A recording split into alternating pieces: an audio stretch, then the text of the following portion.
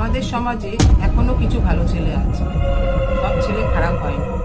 আর এই ভিডিওটার মাধ্যমে বলছি এটাই তুলে কোনো ধরা সাহায্য করতে হবে? অনেক শিক্ষণীয় ভিডিও হতে না, চলেছে। না দাদা, সঙ্গে আমার থাকো, কোনো দেখতে সাহায্য থাকো, আর লাগবে ভিডিওটা না। যদি ভালো আরে লাগে আরে সবার মাঝখানে একটু ভয় ছড়িয়ে পাচ্ছ দিও। কেন? কোনো সাহায্য লাগলে বলো, আমরা আছি তো। আরে বললাম তো আমার কোনো সাহায্য লাগবে না, প্লিজ আপনারা এখান থেকে যান। আচ্ছা ঠিক আছে, ওই চল।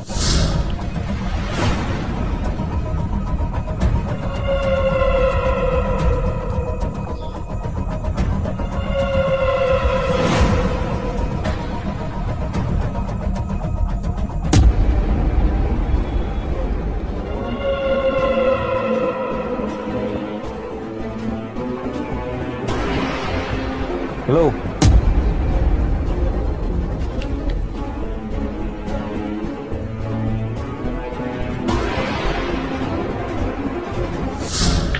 বলছি আপনি কি সমস্যায় পড়েছেন? স্যার প্লিজ আমাকে বাঁচান। কেন, কি হয়েছে কি? দেখুন না, ওই দুটো ছেলে কখন থেকে আমাকে লক্ষ্য করছে, আর আমার দিকে দেখছিল, আর কাকে যেন ওরা ফোন করছিল।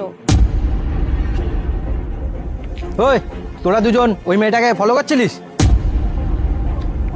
হ্যাঁ স্যার, ওই মেয়েটাকে আমরা ফলো করছিলাম। তোদের বলতে লজ্জা করছে না? মাঝরাতে একটা মেয়েকে ফলো করছিস? লকআপে নিয়ে গিয়ে না মেরে একদম ঠান্ডা করে দেবো।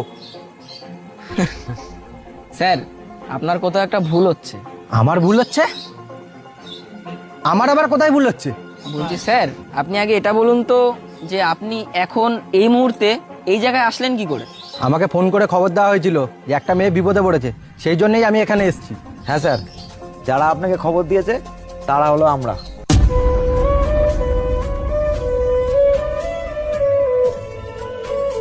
তার মানে তোমরাই আমাকে ফোন করে খবর দিয়েছো? হ্যাঁ স্যার, আমরাই।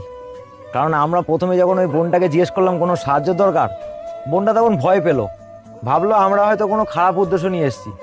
সেই জন্য আপনাকে খবর দিলাম, মানে একটা পুলিশ অফিসারকে। আর আপনি না আসা অবধি আমরা দাঁড়িয়ে দাঁড়িয়ে বোনটাকে ফলো করছিলাম, যাতে সে কোনো বিপদে না পড়ে।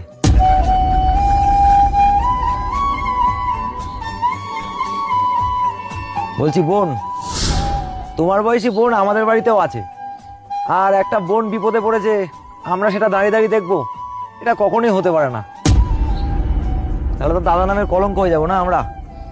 আর যাওয়ার আগে আরেকটা কথা বলে যেতে চাই, সবসময় কিন্তু একটা কথা মাথায় রাখবে, সব ছেলেরা কিন্তু খারাপ হয় না। আসলাম স্যার, চল।